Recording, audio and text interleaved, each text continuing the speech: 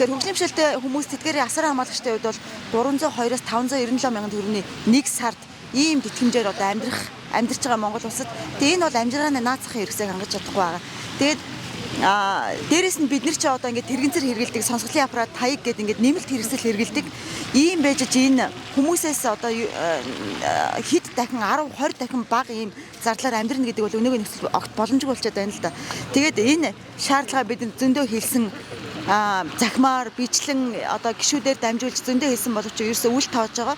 Тэгэхээр ямар ч байсан бид нар байгаа шүү гэдэг бид нар одоо амьдрахыг хүсэж байна. Бусдад байхыг хүсэж байна. Эрхээ хамгаалахыг хүсэж байна гэдэг утгаараа өнөөдрийн жагсаалтын зохион байгууллаа. Тэгээд ер нь бол ингээд тэрэгцэртэй хүмүүс, хөгжимшөлтэй хүмүүс энэ засан шуурганаар энэ хүүтэнд жигснэ гэдэг бол аим насны эрсдэл байдаг.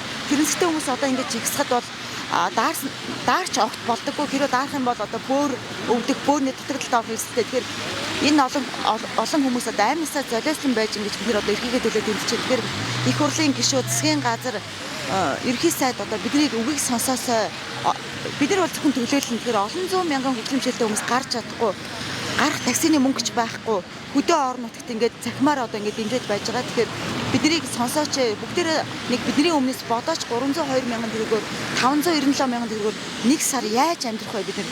Юмны үн яаж өсөж байгаа вэ те? Зам талбай ямар байгаа вэ? Нийгмийн үйлчлэгээний бүтээмж ямар байгаа вэ? Энэ дээрээ яаж өсөж байгаа вэ?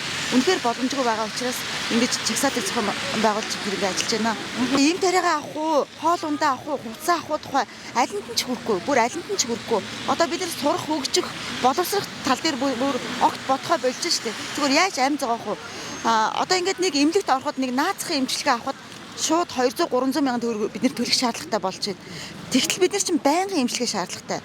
Эмчилгээдээ бүр илүү наривчсан эмчилгээ шаардлагатай байхад эрүүл мэнд одоо системийн шинжилгээс болоод бидэрт бүр хаалга хаачлаа штэ. Тэгээд юмны үн бараа бүтээгдэхүүний өргөн эргэлтлийн барааны үн бүгд нэмэгдчихлээ. Тэгээ одоо яг яаж амьдр гэдэг байна.